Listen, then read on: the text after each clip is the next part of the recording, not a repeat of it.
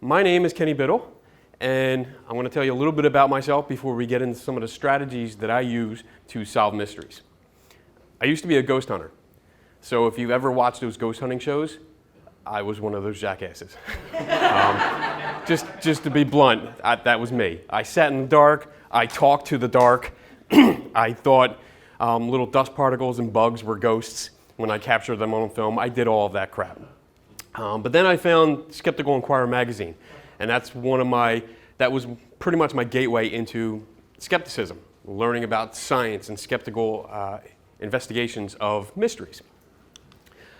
I was an EMT, I was an auto mechanic, I was an aviation mechanic, and I am currently an X-ray engineer, and I also do photography. I've been doing photography for the last 15 years. So I've worked on pretty much anything that you can break and fix and then use again. So my entire career has basically been diagnosing a problem, figuring out what caused it, and then fixing it, which transfers really well to when you're trying to solve mysteries. I've had a YouTube channel since 2006 where I do videos about different gadgets and mysteries, and I try to go in depth with them and show you. Usually I cut gadgets open. I like doing that. The gadgets they use on the ghost hunting shows, I cut them open so you can see what's inside. Yeah, it's really fun, but the owners really get pissed off when they see it, then like a hacksaw to their device. I've been a blogger since 2012. I have a Facebook blog called I Am Kenny Biddle, and it's not because I think I'm so great that I had to name it after me. It's basically because most of the blogs that I've dealt with over the years, I never knew who I was talking to because they had a specific name and I didn't know who I was talking to, so I want people to know who they're talking to. I've been a photography consultant for multiple organizations and individuals across the country and the world. I've analyzed photos of UFOs and Bigfoot and ghosts and even religious mysteries from pretty much everywhere. UK, America, Australia, Switzerland, Germany, India, everywhere. So it's really been a fun experience. I've contributed articles and information, little write-ups to Skeptical Briefs, which was the newsletter for Skeptical Inquirer, the JREF Foundation, which was the James Randi Educational Foundation, doubtfulnews.com, the CSI website, Skeptical Inquirer itself, the magazine, and several books and magazines. So if you pick up a book about skepticism related to the paranormal, there's a good chance I might have something to do with it. It's really fun. And I speak at both paranormal and skeptical themed conventions and events because I have a good relationship with both the believer side, quote unquote, and the skeptical side. And it's fun to keep that relationship going because most of the material I get for the articles I write actually come from ghost hunters and UFO hunters because they're asking me to look into something. They don't understand a gadget, they don't understand a story, and they ask for help, which is really cool. And lastly, last year I became an online columnist for Skeptical Inquirer, which is great. It's a part-time job for me, and I get to write, full circle. They're the ones that brought me over, and now I work for them, so awesome. Excuse me. This is why I do this. I grew up with these guys. I'm sure by the laugh, you guys know who this gang is, and you're familiar with them. They're awesome. I inserted myself in there because I love Scooby. I even have a tattoo of the gang, so I'm big into them. And they taught me that within a half hour, I mean, not realistic, but within a half hour, you could solve a mystery with critical thinking, with skepticism, and good investigation processes. So that really put those values in me, and I've gone with them. I've taken them and run. So these are some of the strategies that I use to solve mysteries. If you want to take a picture, feel free. I don't mind. This is not all of them. That's why I have a little disclaimer here. This is just some of them. We're going to go over them. How I'm going to do this is go through some of the cases that I've worked on and solved. And I'm going to highlight pretty much everything on there. Most of the cases I've used 2, 3, or all of these strategies to help solve them, but I'm going to highlight each one per case. And hopefully it's interesting and hopefully it helps you with mysteries. So the basic one, the first one, the most important one is know who you're dealing with. Who's making the claim? Who's telling you that they saw a ghost? Who's telling you that they saw Bigfoot or they captured Bigfoot? It's really important because people have agendas. They want internet fame. They want to be on TV. They want to make money. When I go to paranormal conferences, there's always that one guy, and he has a photographer's vest. If anybody knows what that is, it's pretty much a hunter's vest with about 300 pockets on it. They're all bulging. They're like this. They got the peacock feathers all fluffed up, and they walk in like they own the place. And usually they don't know shit. They really don't know what they're doing. So you have to understand who they are. Some of the people that I deal with, these two in particular, this is Rick Dyer. He was well known in the Bigfoot community. He had claimed to have captured a Bigfoot. And it actually turned out to be a costume, a homemade costume that he filled with roadkill. And it came out that it was a hoax. A few years later, he came out again and said that he actually killed a Bigfoot in Texas, and he took it on tour around the country. He made $60,000 in 1 year showing this off. And then, for some reason, came out on social media and said it was a hoax. So he faked it all. He took a lot of money from people for a fake suit. This guy is in the ghost community. Well, he used to be in the ghost hunting community. His name is David Roundtree. He used to do the conference circuit. He would go around and be pretty much the keynote speaker. Get free hotels, free meals, free trips. He did the whole thing, traveled the country. His background credentials that he told everyone was that he, let me get this right, he was a captain in the U.S. Air Force. He was also part of Special Forces. He was in Vietnam. He was at the fall of Saigon and the NCAS incident. He won a Silver Star, 2 Bronze Stars, and he also had a PhD in quantum mechanics, and he was a Native American shaman. I'm glad you're laughing at that because it gets funnier, but on a serious note. I actually was on a podcast with him years ago, and the subject of credentials came up, and I asked him, like, where did you get your PhD? Because I'm curious. It doesn't say anything on your website or your LinkedIn page or anything where you got it from. And he wouldn't tell me. He wouldn't tell anyone. So that brought up a red flag, and I kept bothering him for weeks afterwards. And we started questioning stuff about his military background because some things didn't line up. And on a public podcast again, a few weeks later, he said that if I wanted to know, then I should Google him. So I Googled the shit out of him.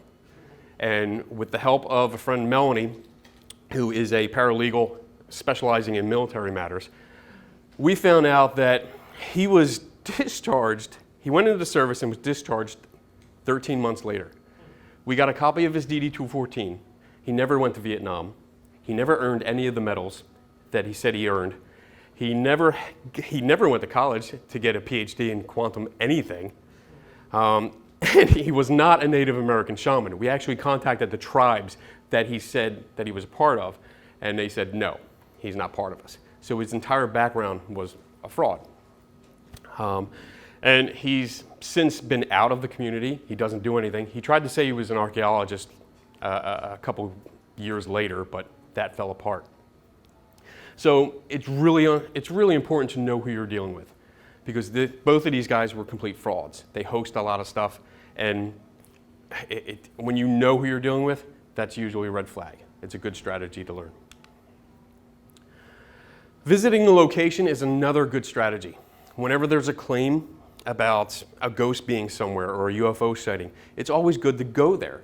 It's probably the second most important strategy that you can use. And in this case, this is Tim Scullion, and he wrote a book called Haunted Historic Colonial Williamsburg, Virginia, with breakthrough ghost photography. And these are 2 examples of his breakthrough ghost photography. This is lens flare. This is caused by the street light down here, the light bouncing off the lens of the camera and causing this little glare. He claimed that was a ghost. This up here is another example from his book. This is a photoshopped face into a window pane, and you can actually see the line around the face where he cut it out of another picture. It's a horrible book. I don't recommend it at all. How I came to know who he was is because he was supposed to be at a convention in this area about 2 years ago, and I couldn't make it. I wanted to go see him talk and present some of these pieces of shit pictures, and just basically like ask him questions, call him out. So I ordered the book. I couldn't go to the conference. I was waiting for the book to come, and I started going through his blog. He had a blog online, and one of the blog posts, which is no longer on there, we'll get to that, was about Gettysburg. He had visited Gettysburg, Pennsylvania. He went out there. And has anyone been to Gettysburg? Awesome. Do you know a place called Little Round Top? It's like a big hill. It's a big hill. You sit on top of it. Actually, for perspective, that's Little Round Top. And you can look around across the field. You can see the triangle field. You can see a Devil's Den. You can see a whole bunch. But he visited for the first time, the only time, and said that he got these 2 pictures of a ghost. He was taking pictures. He was jumping from boulder to boulder. At the top of the hill, there's a lot of big boulders, and you can climb on top and walk across them. And he claims in his blog that he saw a white figure near the trees, and he went to take a picture. And it started turning navy blue, which he considered that was a sign that this was a Union soldier, the ghost of a Union soldier. When I saw this, I recognized it.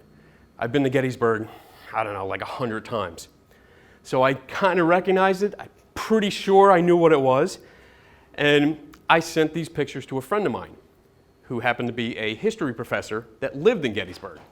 I sent him the pictures and said, hey, can you take a look at it? It's at this area.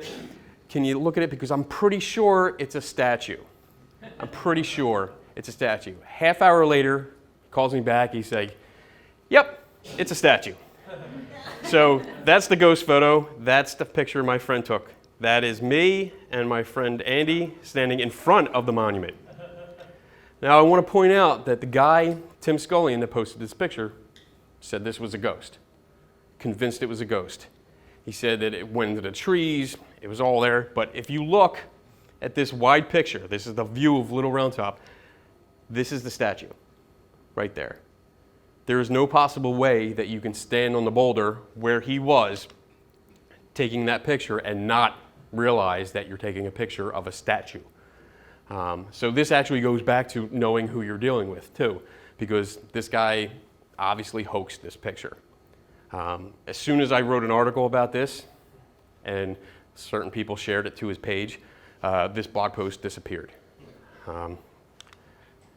Another strategy, this is probably the most boring and time-consuming strategy ever, reading the comments. If you ever did a blog, if you ever did videos for YouTube or anything, one of the golden rules is don't read the comments. Just ignore it, because you'll wind up wasting your entire day arguing with idiots that live in their mother's basement.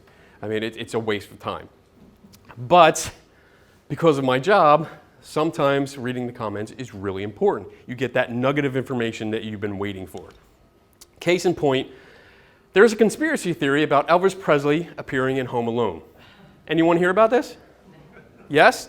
Good. So, Home Alone was filmed in 1990, 13 years after Elvis Presley died. But apparently, Elvis was still alive, and he snuck onto the set, and that's him, right there. That's supposed to be Elvis Presley. This is a scene right before John Candy comes into the film, makes his debut on the film.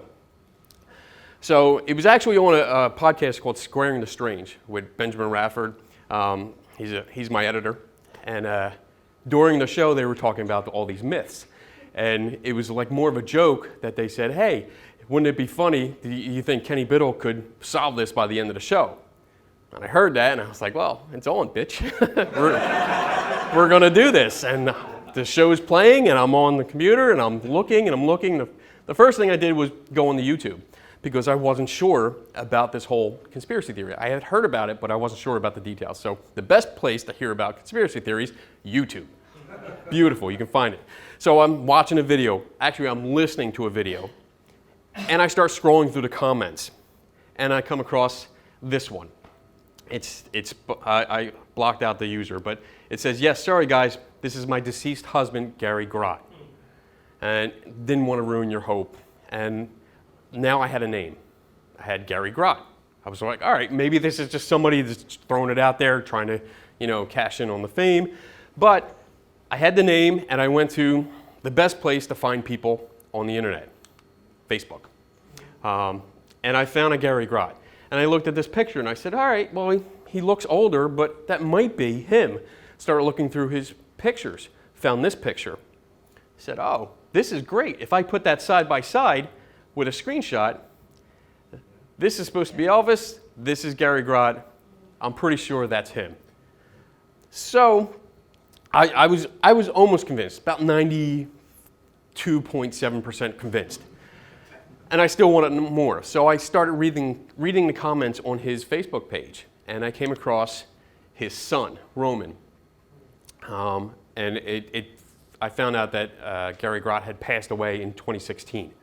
So I couldn't reach out to him, but I found his son, so I sent him a message. I explained who I was, what I was doing, and the research, and that my research had led to his father, and that I was hoping to at least confirm whether his father was Elvis or not. He wrote me back. He said, I talked to my mother, his wife, and decided that, yeah, now it's time that I can confirm that, yes, this was my father. And it was a great story. I actually talked to his son, Roman, that night for about 2 hours on the phone and got to know who his father was. He was a great guy. He was one of them guys that helped anybody at the drop of a dime. And he had actually bumped into Christopher Columbus, who directed Home Alone, on the street. Christopher Columbus was driving in a limo, saw him on the street, said, you would make a great extra. Used him in a bunch of films, but unfortunately he was edited out. The only film that Gary Grott made it into as an extra was Home Alone. Didn't even know it until his family saw it at the theater and said, holy shit, that's Gary. And then he found out.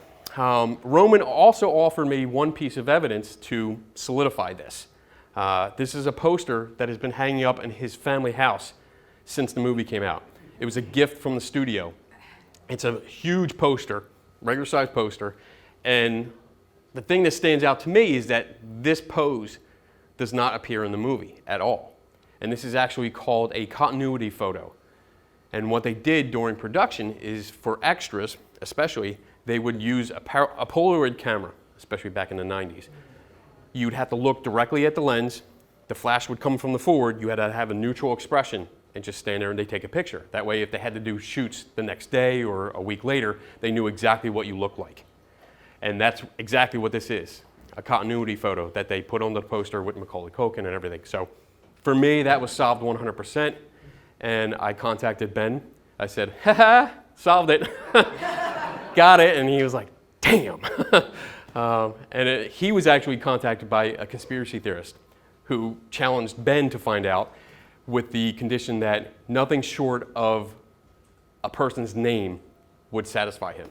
So not only we had a name, but we had a poster. So take that, bitch. So now we're really going to get into the nitty-gritty. Reading comments also helped me solve this viral video. Has anybody recognize this? You might not. It's a viral video. It's about 3 minutes long. It had 11 million views the last time I checked. It's a very short video. Basically, this is the description that it was submitted from a security manager from a hotel, September 14th, 2003, at a Wingate Hotel in Illinois. Excuse me. Several guests apparently called the front desk saying that there was a screaming woman in one of the rooms. So they sent one guy, John, up to check it out. So John comes up, stands outside the hallway for a little bit.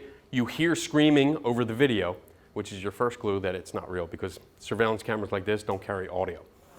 But we're not going to get into a lot of that detail because there's a whole bunch. If you want to check it out, there's an article on Skeptical Inquirer. Eventually he goes in the room. He reports, you don't go into the room yourself, the camera doesn't go in. He goes in the room, reports that the room is all messed up, furniture's everywhere, showers on, no one's in there. And then you see a very cheesy CGI ghost float out the door and down the hallway. So I was asked by several, probably 100 people, if this video was real, how they do it, who did it, where it was. Because the only clue we had was that it was a Wingate Hotel in Illinois. So I started looking into it. I wanted to find out who did it. The only clue I had was YouTube user JimmyNut22, which is a great name. And I did a search. I did a search of comments by JimmyNut22 on YouTube. There's a way you can do that. And I came up with a review of a movie called State of Emergency, which is a low-budget zombie film. And I found this comment by JimmyNut22 saying, hey, my name is Turner Clay, and I made the movie State of Emergency. So he was getting praised, he loved it, he gave me his name. So usually that's all I need. I found out that Turner Clay is, he's an amateur film guy. He makes amateur zombie movies. He also works with his brother here with a production company, and they did a lot of work for Ford Motor Company and Toby Keith, country singer Toby Keith. I found out in 2012 they did a lot of work because Toby Keith did a Live in Overdrive tour sponsored by Ford Motor Company. So they did a lot of work. And when I saw this picture, this is Turner Clay and that's his wife. I'm looking at this picture saying something is really familiar about this. Something is really so familiar about this. What could it be? Really? Yes. Turner Clay is JimmyNut22. He made the video of the hotel himself. I found out later that there's a voiceover on this video of like the security manager talking to John and telling him what's going on. The voice is actually Turner Clay. He did everything. Really, it was really good. Nobody could figure it out, and it took me probably 6 months to figure out who he was.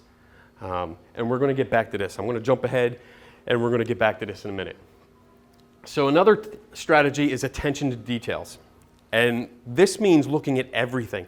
I mean, when I look at stuff, when I look at a photo or a video, or I listen to an eyewitness testimony, whatever, I listen to what they want me to listen to, or I look at what they want me to look at, but then I look everywhere else. So if it's a photo or a video, I look up, down, left, right, I look in the background, the foreground, I look at what they're wearing, their shoes, what kind of hair, if they have glasses, whatever. If they're talking to me, if they're telling me about their experience, I'm listening to the terminology they use because all these little details are important.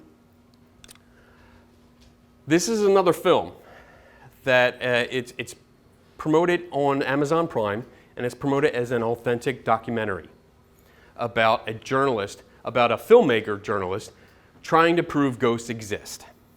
And he goes on this quest. The director is Turner Clay. Oh, yeah, I know. And I was like, this is an authentic documentary that shows actual ghost footage that was captured on camera. This whole film, there's 2 videos that show a ghost. One is by a homeowner, the homeowner of this house, which is allegedly in Pennsylvania. And it shows a ghost walking through his dining room. It's the same frickin' cheap CGI ghost that we saw in the hotel video. Like, same exact one. He was so lazy, he didn't even change the ghost. And the second one was another ghost that, unfortunately, Turner Clay used in another video that I found. However, I was looking at more details. I was trying to get into this because there were a lot of websites and reviews that popped up that couldn't tell if this film was real or fake. And my first big clue, besides Turner Clay doing this, was that he spends the first half of this film investigating the hotel video we just looked at. Think about that. He spent the first hour of this film investigating a video that he made. He actually calls somebody, disguises their voice, and who pretends to be the security manager. And I'm laughing, I'm cracking up. My wife is cracking up. I'm like, what the fuck is this guy doing? He's investigating himself. And then he comes to the conclusion that, oh, the guy was going to meet me and then he bailed on me, so I'm stuck. I can't do this film. What am I going to do? I'm like, all right. I know. So then he spends the next half of the film, because lucky for him, I like air quotes, lucky for him, a homeowner in Pennsylvania calls him and says, hey, my house is haunted. I heard you're looking for a place to investigate. You can come out. Come over. You can stay for a couple days. So They fly out. Turner Clay and his wife fly out to Pennsylvania, go to this house, and they stay. And it pretty much turns into the Paranormal Activity franchise. You know, it starts small and it gets worse, but the attention to detail came early in the film when he contacts a historical society. Has anyone dealt with a historical society here? Sure. Yes. Okay. Give me your opinion on this.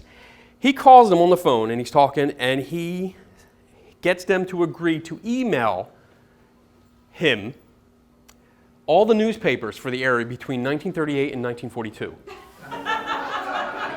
which comes to 4,300 newspapers for free. What do you think? No? I thought the same thing. So, yeah. This is the screen cap. This is a screen capture from the film when he's talking about, this is a newspaper article from 1941 of the house. And the article is allegedly telling about how Ruth Blackwell, who lived in this house, was a serial killer that went around and kidnapped kids in the neighborhood and then chopped them up and threw them in a well in the basement. Fun story, huh?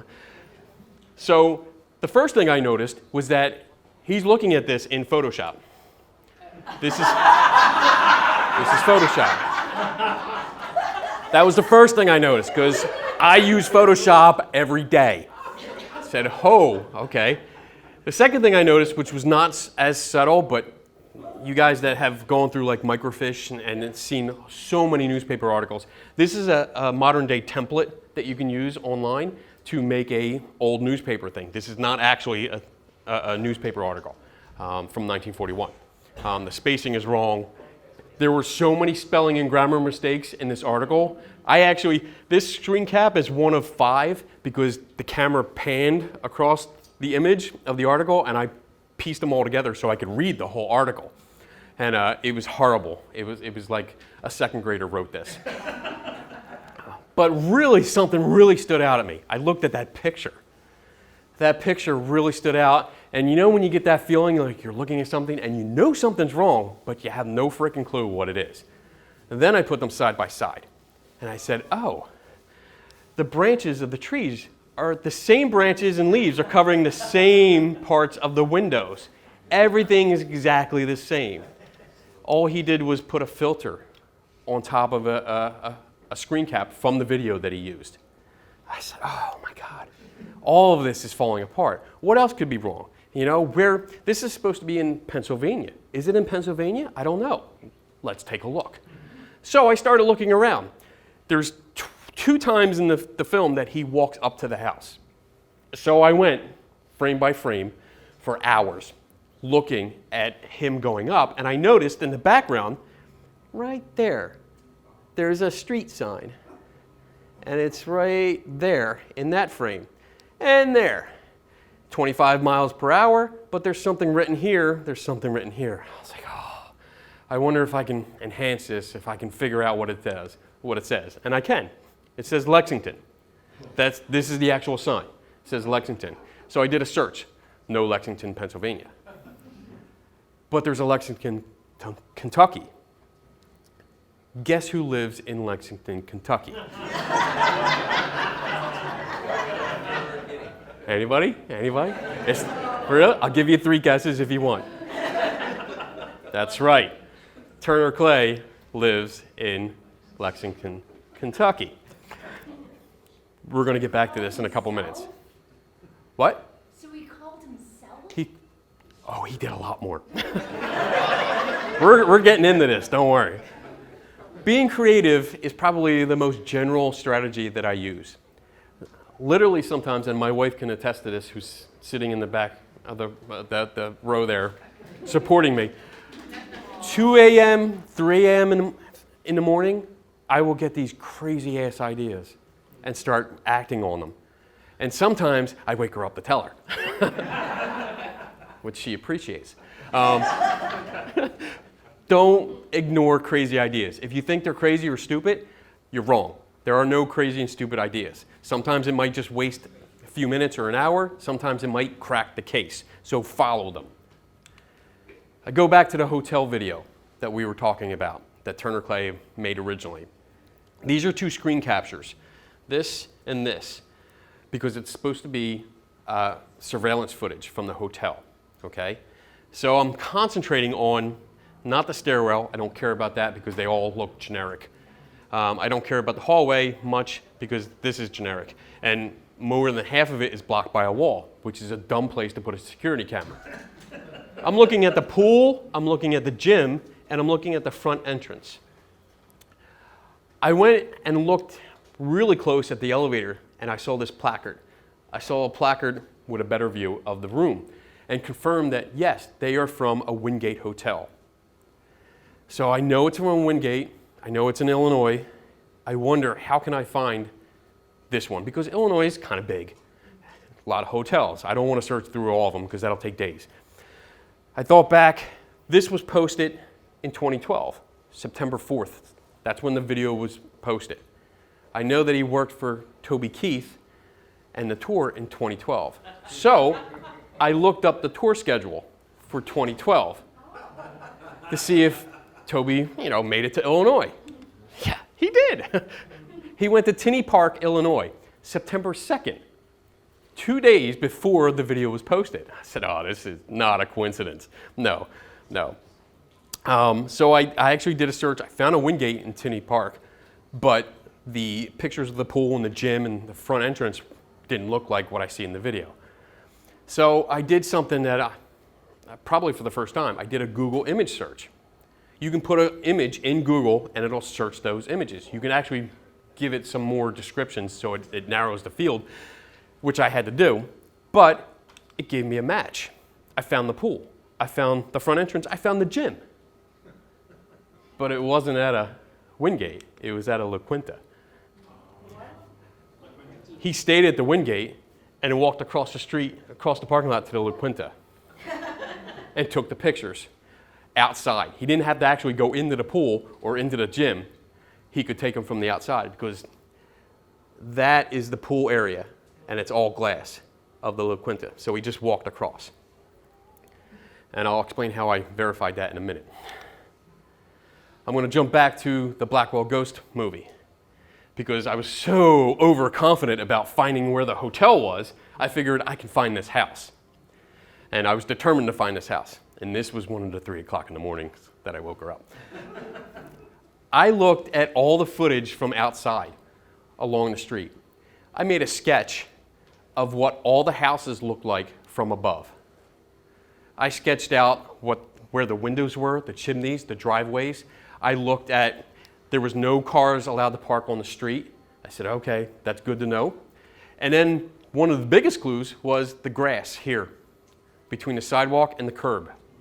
Really important when you're trying to look at neighborhoods because outside of my house, I have grass between the curb and the sidewalk, but it's about that wide. This, you can park a car on. I said, that's a big deal. I went on to Google Images or Google Earth, looked at Lexington, Kentucky, said, it's not that big. And I went neighborhood by neighborhood, looking from above, matching them to the sketch I had. And I found that bastard. Found them, met him.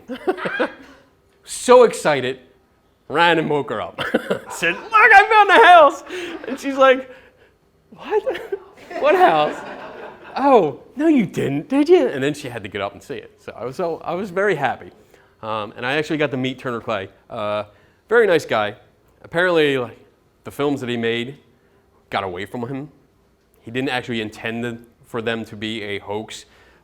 It was more for entertainment because he made zombie movies.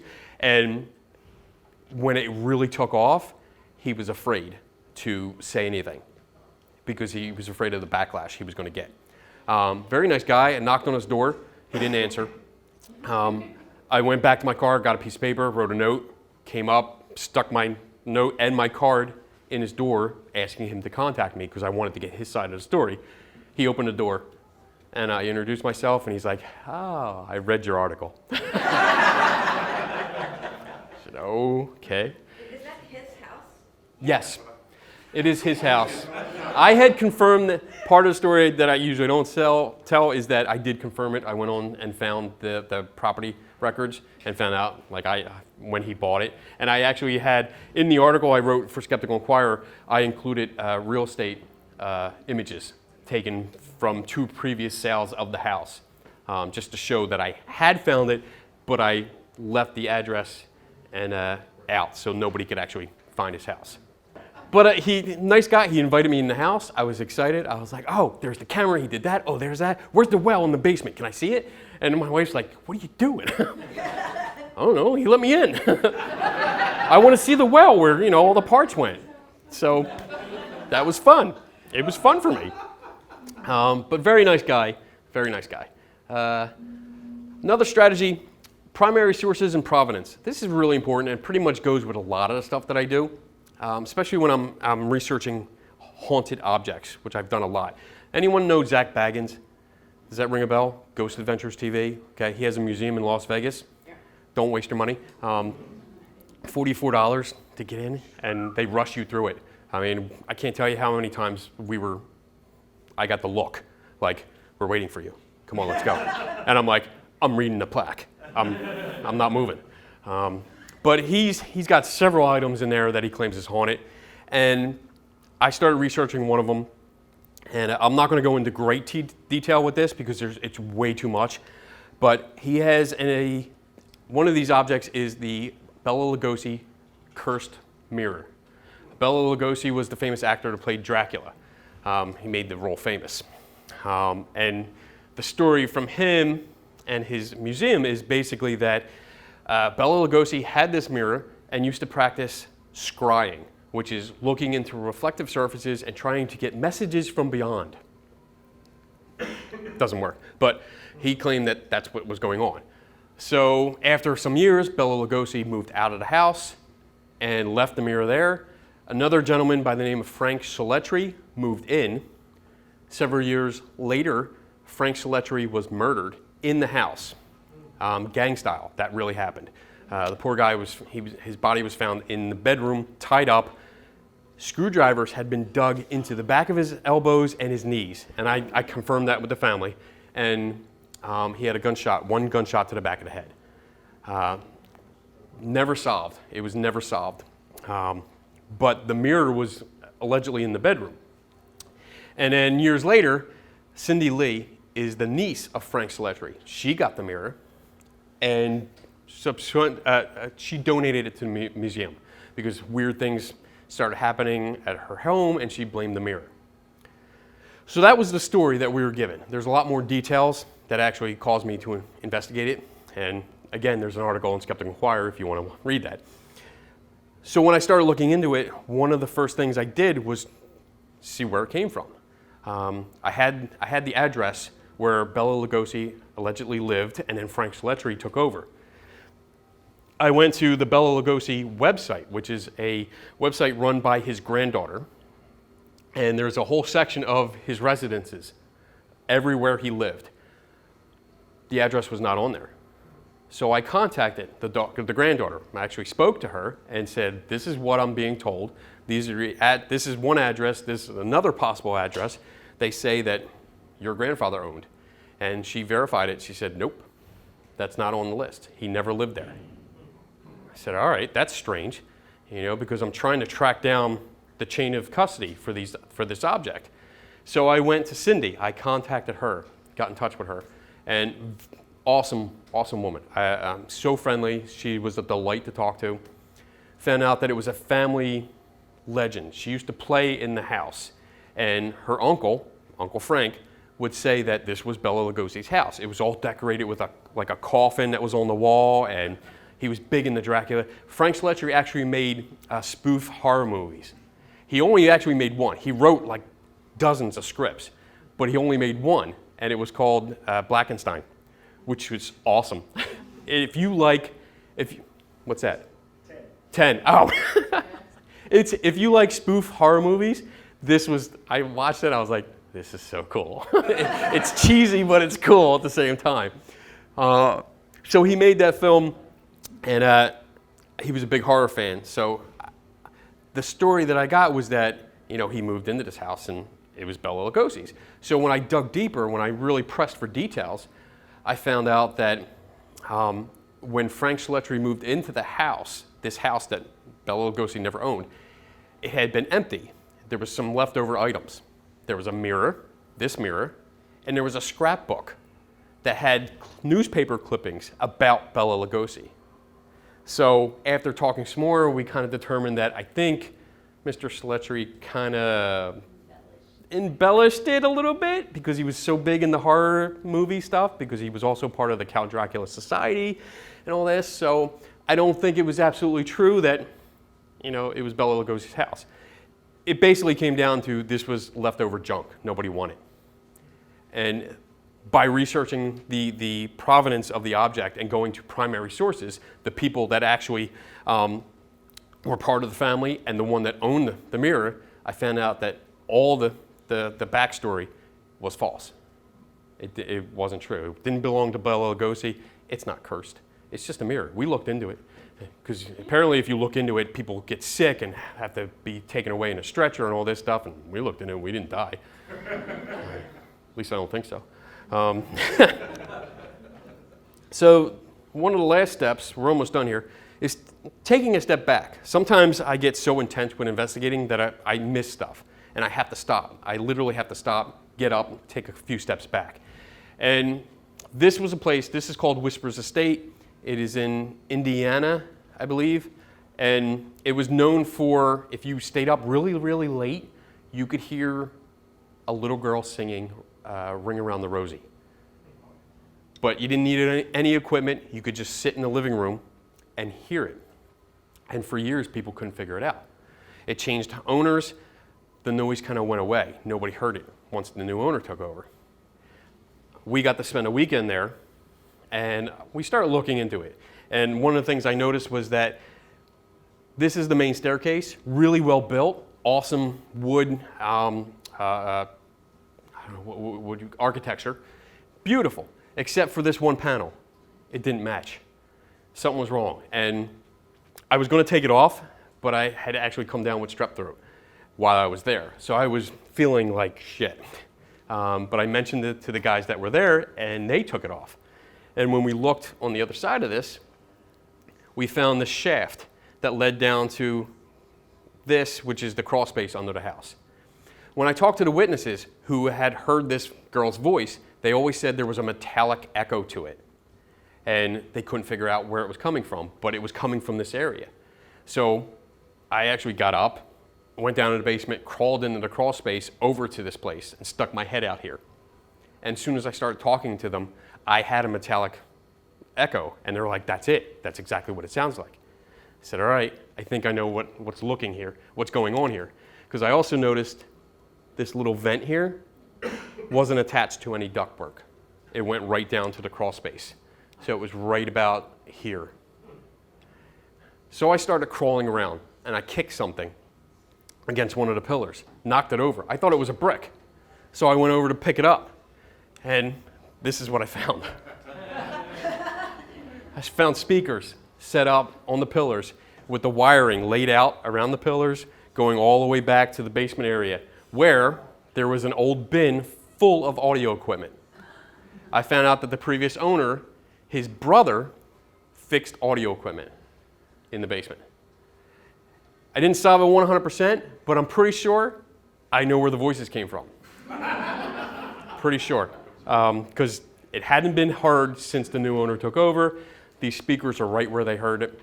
Like, who puts speakers in a crawl space? People doing Scooby-Doo adventures. There you go. Old Mr. Johnson, man.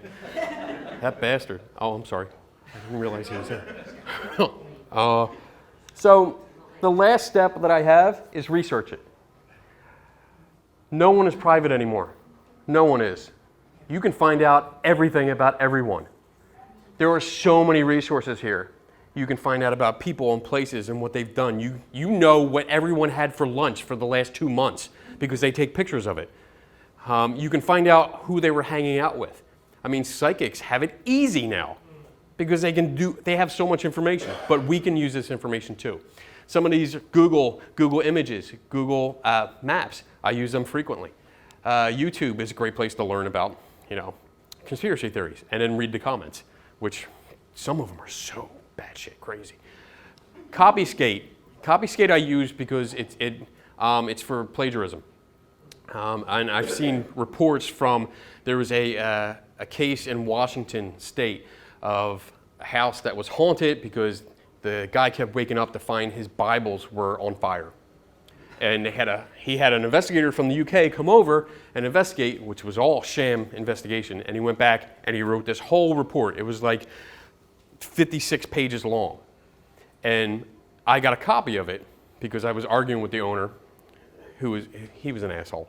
But we were talking and he sent me a copy of it and I put it through Copyskate and realized that it was 87% it was plagiarized. So the guy who was supposed to be a parapsychologist plagiarized 87% of it. Netter Online, that was for real estate, and you could find out who lives where and how much they pay. All the what is that called? Real estate trend. Yeah, thank you. That's how I found out Turner Clay owned the house that he filmed in. Instagram, crazy people in there, don't worry about it. Library of Congress. All these eBay, I found old newspapers with articles about certain people that I really needed on eBay. And I purchased them so I could read the article. Really good resource for that kind of stuff. LinkedIn, people put up their whole background, their credentials. You can find out what credentials they have and what they don't have by going there. Wayback Machine is an archive. So if you archive a website, it will keep archiving it. And then if somebody changes it and edits the website like 2 or 3 times down the road to, I don't know, delete a blog post, you can go to Wayback and actually call up those previous versions.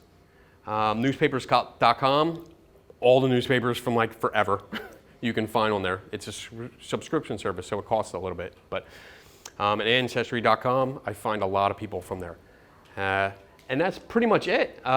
That's my strategies for now. This is contact information if you have any questions. I don't know if we have actual time for that, but Would you like me out in the hallway maybe?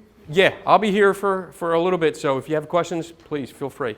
Thank you.